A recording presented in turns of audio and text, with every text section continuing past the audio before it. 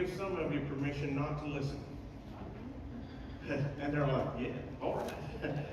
And the reason I'm saying that is because one of the things they try and teach us whenever we go through the classes and try and teach us as communicators is that they want us as a preacher to always preach a message that reaches everybody. And I'm going to be the first to tell you that's impossible, because everybody comes from a different place. You've all had different experiences, you're different ages, you come from different areas, there's different races. You can't reach everybody. So, with that, because there are different people in the room, some of you have permission to not listen. Some of you are already on your phone, so you're not listening to me anyway. But whenever we go into this, and I want you to think about this, at some point in your life, the ones that need to listen are the ones that at some point in your life, you've been frustrated for some reason with Christianity. And when I'm talking about that, I'm not just saying Christianity in general, I'm talking about your walk in Christianity. But the reason I'm saying that is because people feel like there's oftentimes that there's other people, or it seems like other people always do it better than you. You feel that. All of us, I think, at some point have walked that road where we're trying to do the best that we can, and then something happens and we get reminded, oh, this person does it better than me. Or maybe it gets pointed out by somebody else. You're not doing it as good as this person, or you're not doing it the way that you should be. There's always somebody that does more. There's always somebody in society that loves to point out that you're not doing what you should. So I realized years ago that maybe I was trying to do the wrong thing. Let me set it up this way. So many years ago, I think it was around 2017 or so, we made a trip to California. We took the youth out to the National Expo out there. And I'm going to tell you, I love to travel. And if you ever get the chance to go to California, go ahead and skip it. You don't need to go to California for anything. But whenever we got out there, I had a bad experience. There was some trials in the airport, and then really some trials getting a rental car. So we finally do several different things, and we end up getting in bed late. So I get out there, and I'm waking up around the time that I usually do, and the first thing I'm doing is I'm looking for coffee. How many of you can relate to that? I'm usually what you would call a two-cupper. I gotta have 2 cups in the morning to get started. Some of you are 3, some of you maybe a whole pot, I don't know. But I'm looking for some coffee whenever I wake up in the morning. It's Los Angeles. We're in a hotel, and you're thinking there's gonna be a coffee pot in the room. It was not. So I get up, and of course the time difference, my body clock, I'm waking up at normal time, which is even earlier out there. So I go down, I'm looking for coffee. I can't find it. I find the hotel restaurant. Well, it's about 10 minutes till 6, and the sign on the door says they open at 6. So I said, okay, I'm just gonna go in, give me some coffee, I'll go back upstairs. And I get stopped by the guy. Well, sorry sir, you can't come in. We don't open until 6. That's okay, I'm not wanting food, I just want to come in and get some coffee, go back upstairs. He said, well, if I do it for you, I've got to do it for everybody. So I have to check myself, I walk back out, wait a little bit, I come back in, I finally get my coffee, and I go back up to my room. So I get up to the room, I get my key, and I put it in, and the door won't unlock. How many have had that happen before? So I get there, and I'm getting a little more frustrated, and I'm starting to make more noise, and for some reason I'm wondering why the boys that are in the room are not coming and answering this door. So I finally give up, and I go back downstairs, and I slam the key down in front of the lady at the desk, and I said, this key doesn't work. And she said, well, let me see what's going on. What room are you in? So I tell her the room number, something like, 506. She says, what's your name? And I tell her. She kind of says, And I said, what's going on? She says, well, the reason this key doesn't work is because you're not in 506, you're in 606, Mr. Atkinson. And I said, well, I was just testing y'all's customer service. I picked up the key and I went back upstairs. But on the way up, I'm thinking, first off, this poor soul that's in this room, somebody's trying to break in on them, what are they thinking? But I got to thinking about how much effort I put in trying to get in the wrong door. And I think that's what a lot of us do whenever it comes to our walks. We put in so much effort and energy trying to get in the wrong door. So, I'm thinking that a lot of people, too many people, are too busy trying to be a good Christian, whatever that means, and they've lost focus on their true objective. So I'm going to say that I think we need to give up on being a good Christian so that we can actually focus on becoming a follower of Jesus. Now there's a big, big difference in those two. And I'm going to talk to you about that because we don't need to try and use other people's standards to measure where we're at in our Christian walk. We need to use Jesus and let Him decide where we're at in our Christian walk. So if you've got your Bible, go with me to Gospel of Matthew, chapter 9. That's where we're going to start at. We're going to kind of hit some areas in there, and then later on we're going to talk about Romans. But today's title is called Moving from Frustration to Follower. Because that's what I want us to do. I don't want us to be frustrated. I just want us to move into being a follower of Jesus. So Matthew chapter 9, this is where Matthew records his own conversion experience.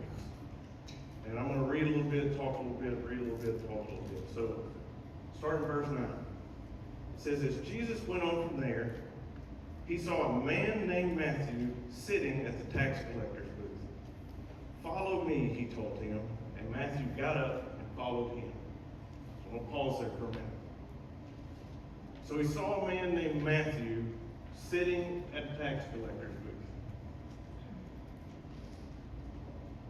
What you've got to remember in this statement, Matthew is not looking for Jesus.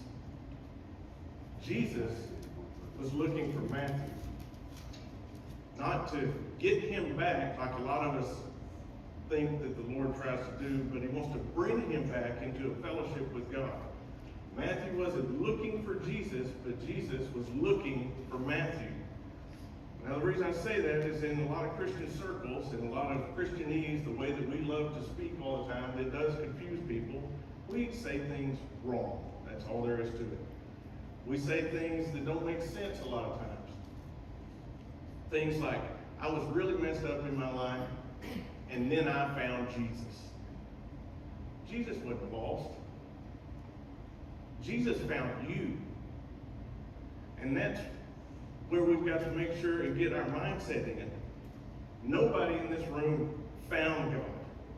Nobody found Jesus because he was never lost. We had an experience like,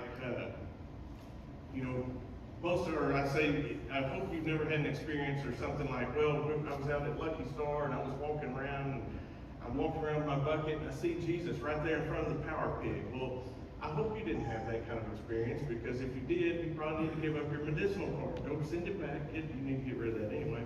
But that's not what happens on. What goes on, nobody found Jesus. Jesus doesn't come to get us back. He comes to bring us back into a fellowship with the Father. So maybe you grew up in a church. The reason I keep saying get us back, maybe you grew up in a church where you had an angry pastor that talked all the time. Because whenever I was a young lad, I went to a church that it was hellfire and brimstone every week. And God's going to get you, God's going to get you, God's going to get you. If God wanted to get you, you'd been God already. But God's not trying to get you, he's trying to bring you into a relationship with him. So here's the thing. This is not a trick question. What was Matthew's occupation? He was a tax collector. That's right. But the Bible doesn't say Jesus saw a tax collector. The Bible says Jesus saw a man named Matthew that was collecting taxes. in this room have someone in our life that's difficult to love? I think you'd agree with that. How many of you have someone that's difficult to love? Don't point fingers. Makes it strange. But all of us have someone like that.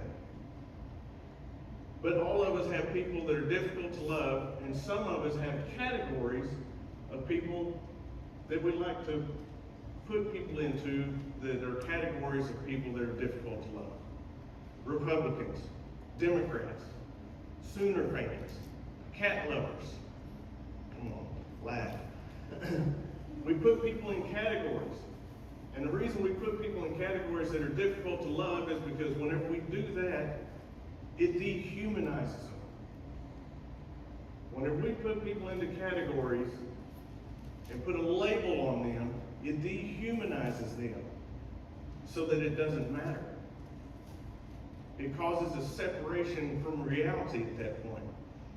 So you can look at somebody and point and say, druggies. Because once you put them in a category, it dehumanizes them. How about drunks? Or transgender people? It's pretty real, doesn't it? When we categorize people, we can dehumanize them. And when we dehumanize them, we don't care about their story because we judge them because of the category that they're in. But Jesus didn't do that here. The Bible says that Jesus saw a man named Matthew collecting taxes. He didn't see a tax collector. He saw a man with a soul that mattered to God. And every number has a name, and every name has a story, and every story matters to God. Last week, we spoke about knowing our why. It applies here too, but kind of in a different way. A lot of times we'll look at people, what they're doing, but we don't stop and ask, why do they do that? Why are they doing it? Whatever it is. A lot of times we'll look at somebody, whether it's too much alcohol, or whether it's drugs, or whether it's porn, or some other addiction, whatever you want to put in there, and we'll tell them, hey, stop doing that. But we don't understand that there's something beneath the surface that's either broken or hurting inside of them. Because people don't go do things typically like that necessarily because they love it, but because they're broken and hurting inside. Some people are broken and hurting, and they don't even realize it. They're just looking for something to feel. They know something's not right, so they're trying to feel that thing, whatever it is. So Jesus sees this man named Matthew, who is a tax collector. And now in this society that we're talking about, a tax collector is worse than just a regular sinner. It was the worst of the worst. They were so bad they couldn't even go to the temple. They couldn't have their sins forgiven. They couldn't be prayed for. They were kicked out and could not even be a part of the religious system of the day. They were the absolute outcasts that no one liked. And Jesus saw this man. And the question a lot of people fail to ask when somebody's living this destructive lifestyle is why? Why was Matthew collecting taxes? Why was he being greedy? Was he just greedy? I don't know, maybe. Or maybe he had a sick mom and dad. Maybe he was trying to provide for his family. We don't know what the reason was that this man named Jesus came up and engaged him. Other than Jesus said, I have a plan for you. I need you to follow me. Maybe Matthew wanted to collect taxes, or maybe he didn't. How many of you have ever done something that you didn't really want to do? I think every one of us. And I'm not excusing sin. That's not what I'm saying. I'm just saying that I understand that there are times that we get caught up into things. There's a guy by the Bible named Paul. He wrote most of the New Testament. When it comes to being good, he would put us all in the dust. But listen to what he says in Romans chapter 7, verses 14 through 20. We know that the law is spiritual, but I am unspiritual, sold as a slave to sin. I do not understand what I do. For what I want to do, I do not do, but what I hate, I do. And if I do what I do not want to, I agree that the law is good. As it is no longer I myself who do it, but sin living in me. For I know that the good itself does not dwell in me. That is, it is my sinful nature. For I have the desire to do what is good, but I cannot carry it out. For I do not do the good I want to do, but the evil I do not want to do, this I keep on doing. Now if I do not do what I want to do, it is no longer I who do it, but sin living in me that does it. I think every one of us can relate with this statement. Every one of us has done things that we don't necessarily want to do, and we look back after the fact and say, why in the world do you do that? I can remember many years ago, I was going through a phase that I go through every now and then. I'm currently not in this phase, by the way, but I go through a phase every now and then where I want to cut back or get rid of sweets in my life. Again, I'm not in that phase, so if any of you got some cookies or something, I'll take that back. But I was in this phase. And I had said to myself, okay, starting Sunday, no more sweets. No sweets that week, because Sunday is always the best time to give up something. So that's what I had said. And I'm going good on Sunday, and I get to work on Monday morning. I walk through the office door, and there was a lady in the office named Pam. She was a fabulous baker. And she comes walking down the hall. She's got this plate. It's got foil on the top of it. And she's grinning at me. And she gets up there to me and she says, last night I made my grandmother's famous chocolate cake, and I knew that you had a sweet tooth, so I brought you a piece of it. Now what I should have said was, get behind me, Sadie.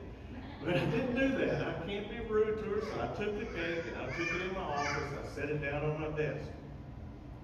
And I'm sitting there and I'm looking at it. And I'm thinking, well, I can't take it home because I've already told Lily I'm not going to do sweets this week, and she's going to tell me I can't do it. Should have just thrown it in the trash. But again, I don't want to be rude or ugly or mean to Pam. So I said, maybe I'll just smell it. So take the foil back off of it. Because how many of you love the smell of chocolate, especially if it's chocolate cake? Some of you right now with the power of suggestion, you can already smell it. You're thinking, boy, chocolate cake would be pretty good right now. So I've got this foil off and I'm sniffing of it. Again, Pam, she went through all this trouble bringing me this piece. Maybe I'll just take a bite. Just one little bite. And within 30 seconds or so, I had finished off the entire piece and was licking the foil sitting at my desk. And that's how it happens.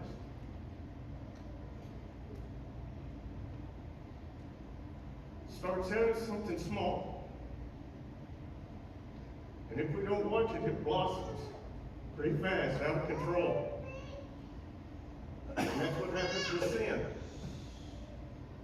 And the reason is, we can't play with sin because it's going to turn on us.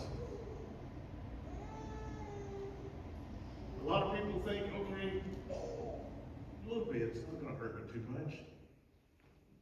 But then it blossoms. Before you know it, you're doing something that you're not wanting to. Like I said, it's going to turn on you. How many of you remember back in the day, there was an act out in Las Vegas with white tigers called Siegfried and Roy? Y'all remember what happened there?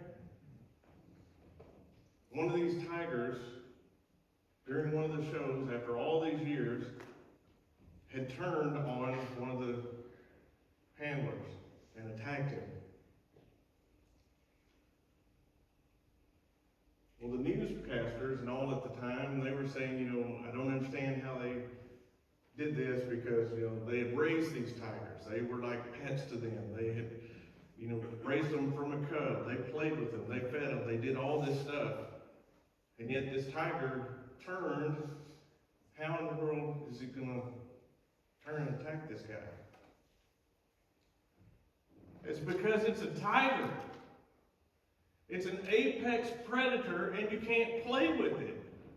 At some point in time, it knows that it's going to eat things that are lower than it on the food chain. And it's the same thing with sin. We can't play with it because eventually it's going to turn on us and will absolutely destroy us. And I think that might be what happened with Matthew here. I think maybe he got caught up in a system, and before he knew it, he couldn't break free from the system. He felt trapped in it, and that's how people feel. They feel trapped in their sin. And then all of a sudden, he has this encounter with a man named Jesus. Jesus walks up to him. In the second part of verse 9, he says, "Follow me," he told him. And Matthew got up and he followed him. Jesus just walked up to one of the most sinful people in the world at the time, and he says, "Follow me." Now he could have looked at him and said, "Stop it. Knock it off. You're going to go to hell for what you're doing." But he didn't do that. He just walked up and he said, "Matthew, follow me." And Matthew got up and followed him. You know why? Because he could do that. He could get up and follow. See, Jesus didn't come to him with commands. Jesus comes to us with an invitation. Matthew was in the process of sinning, and Jesus just walked up to him and said, "I want you to follow me." He didn't look at him and say, "Matthew, I want you to go get your life all cleaned up, and then you can come follow me." It didn't happen that way. He said, "Matthew, right now, as you are, where you're at, I want you to follow me." And we don't know when exactly Matthew stopped collecting taxes, but we know when he started following Jesus. Right then. So think about this. What would happen if the church as a whole would allow God to transform people in his time and not our own time?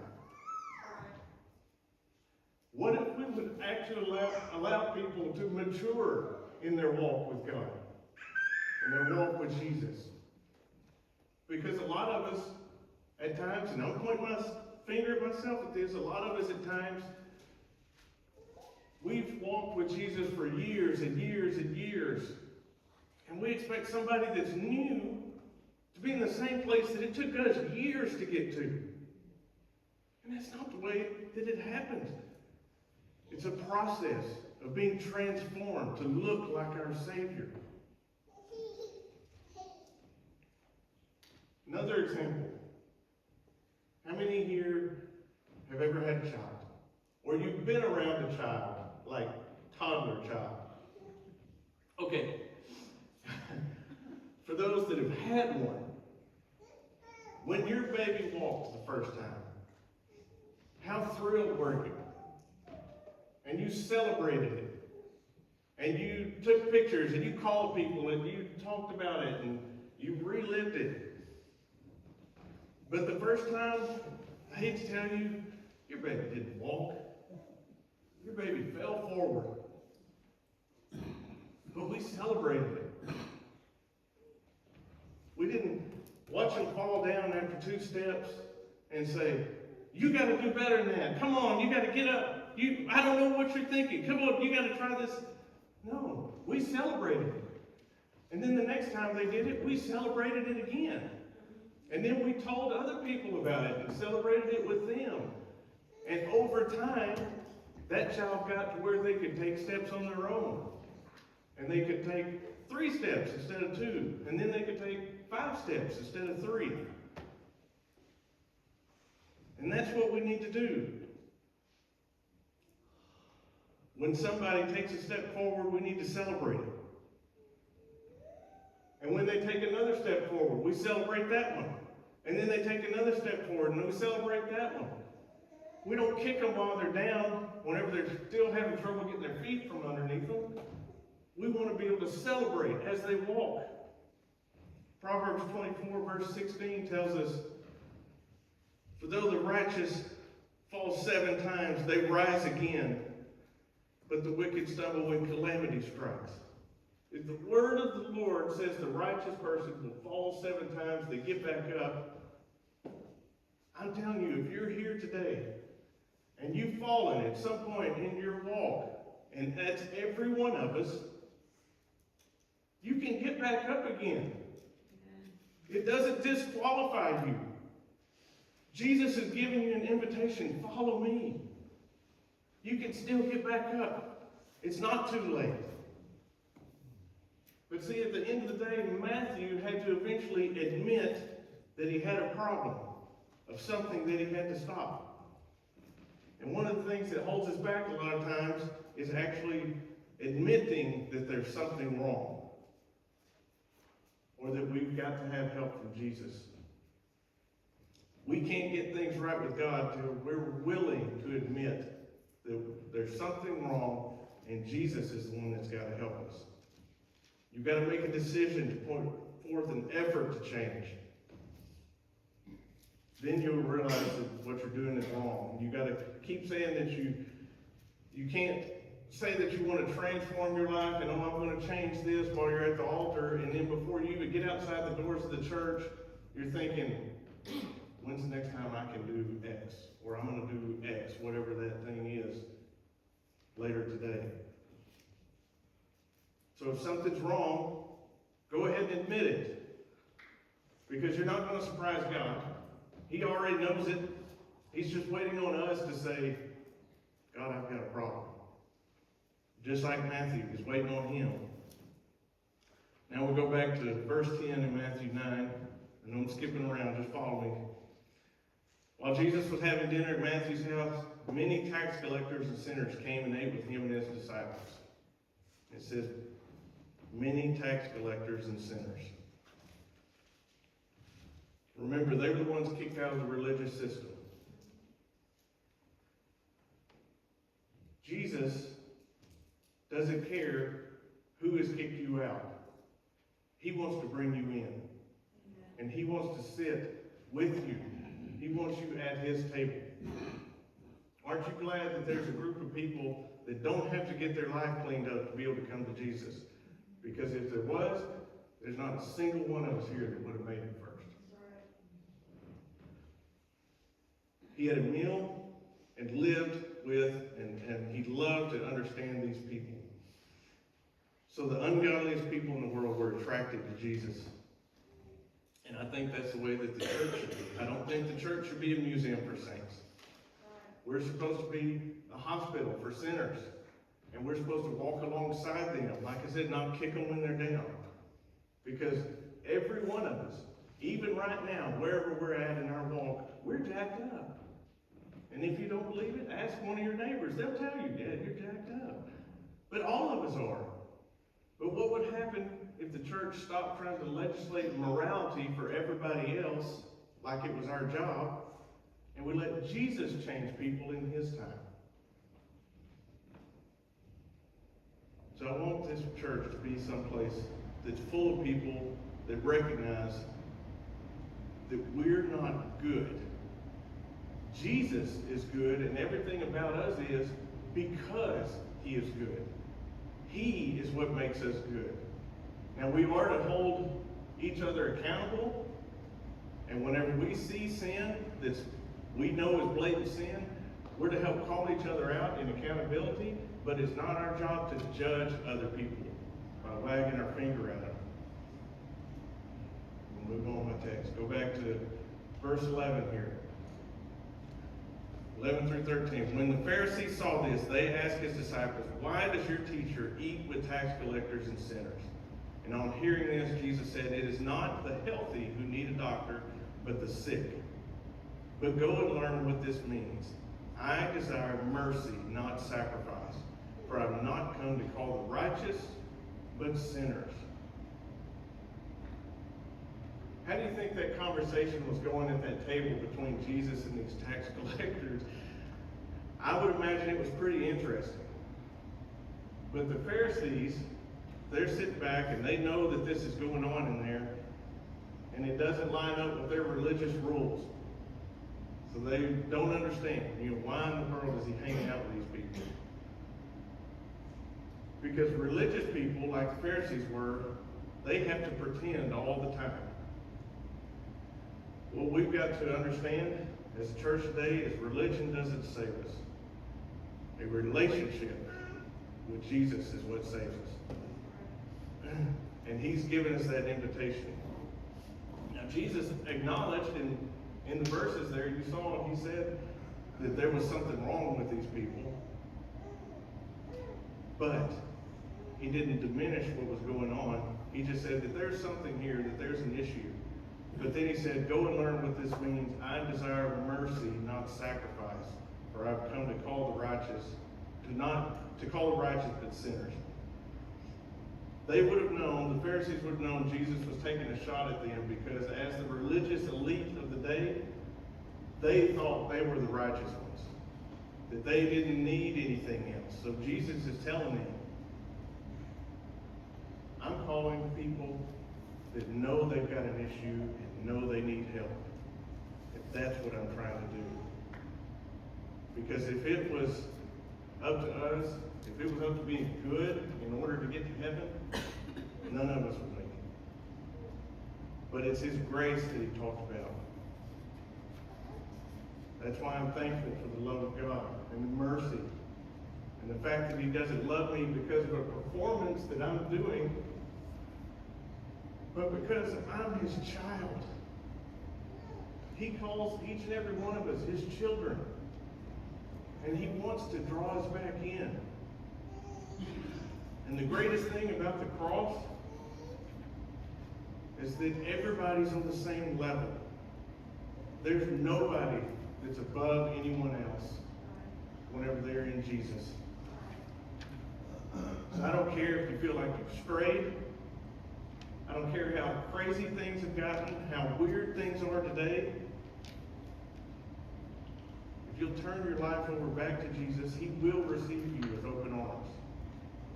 Because just like Matthew, he's not trying to get you back, he's trying to bring you back into a relationship.